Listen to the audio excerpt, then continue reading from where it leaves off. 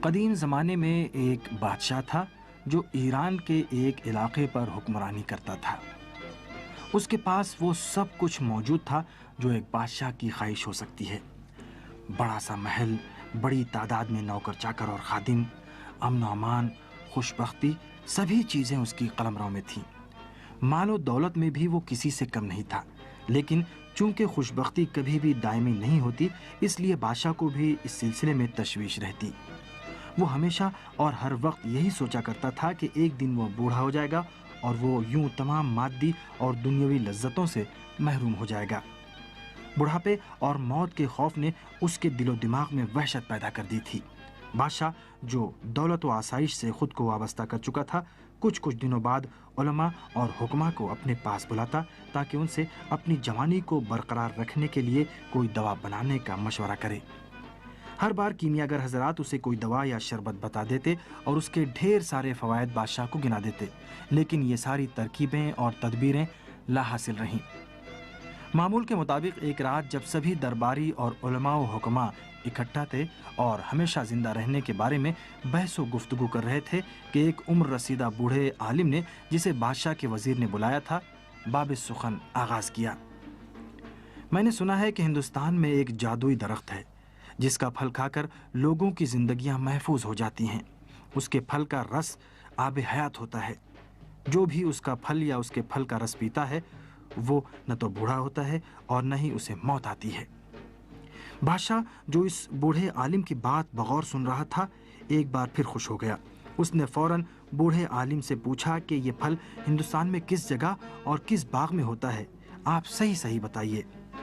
بوڑھے عالم نے جواب دیا کہ میں صرف اتنا جانتا ہوں کہ اس کے لیے بے پناہ سعی و کوشش کرنا ہوتی ہے اور کافی محنت و جستجو کے بعد آپ اسے حاصل کر سکتے ہیں۔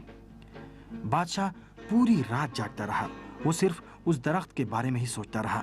اگلے دن صبح بادشاہ نے اپنے سب سے زیادہ ہوشیار اور وفادار وزیر کو طلب کیا اور اسے حکم دیا کہ وہ جلد از جلد ہندوستان جا کر اس درخت کا پتہ لگائے۔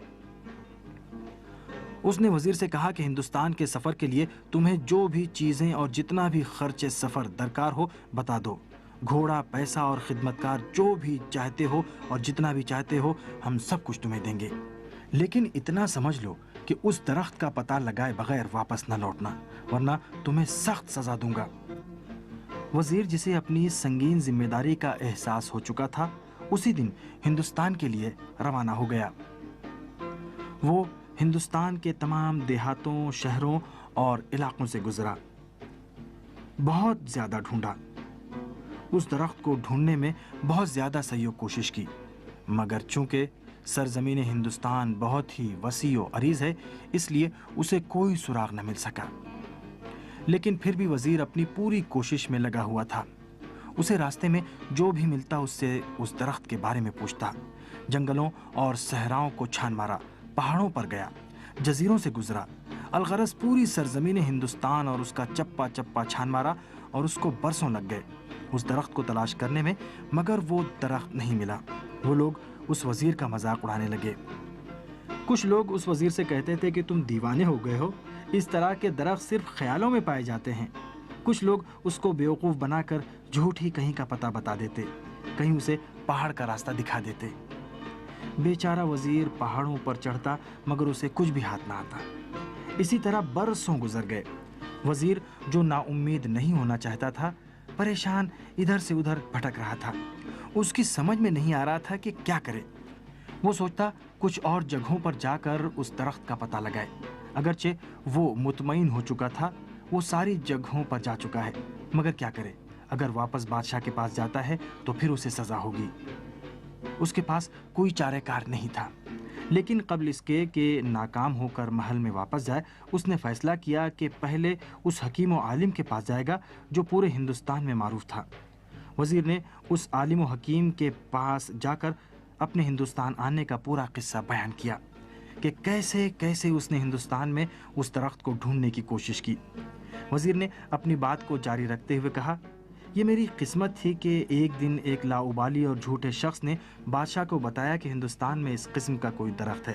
میں نے اپنی زندگی کے بہترین برسوں کو اس درخت کو ڈھونڈنے میں گزار دیا اور نتیجے میں کچھ بھی نہیں نکلا۔ سوائے اس کے کہ اب مجھے اپنی ہی زندگی کے بارے میں سب سے زیادہ تشویش ہے، کیونکہ اگر خالی ہاتھ لوٹوں گا تو بادشاہ مجھے ہرگز معاف نہیں کرے گا۔ اس ہندوستانی حکیم اور دانا شخص نے بیچارے وزیر کی پوری سرگزشت سنی اور چہرے پر مسکراہٹ لاتے ہوئے کہا، اے وزیر، جس نے بھی درخت زندگی کے بارے میں تمہیں بتایا ہے وہ مکار اور لاؤبالی شخص نہیں تھا، بلکہ وہ ایک حکیم اور عالم شخص تھا۔ یہ درخت جس کی تمہیں تلاش ہے موجود ہے، تمام پہاڑوں سے بلند اور سمندروں سے زیادہ گہرا ہے۔ وزیر کو، جو اپنی تشویش و پریشانی کو اب فراموش کر چکا تھا، دوبارہ امید ہوئی اور فوراً پوچھا کہ یہ درخت کہاں ہے؟ اتنی کوشش کرنے کے باوجود مجھے وہ کیوں نہیں دکھائی دیا؟ حکیم و دانا شخص نے جواب دیا، یہ درخت علم و دانش کا درخت ہے۔ درخت علم و دانش لاکھوں پھل دیتا ہے، وہ پھل جاویدانہ حیات عطا کرتے ہیں۔ جو شخص فقط نام اور جملوں کے پیچھے پھرتا ہے وہ ناکام رہتا ہے اور مایوسی کے سوا اور کچھ بھی اس کے ہاتھ نہیں لگتا۔ وزیر کو اپنی ناکامی کی وجہ معلوم ہو گئی۔ مطمئن ہو کر وہ اپنے وطن لوٹا تاکہ بادشاہ کو راز زندگی بتا سکے۔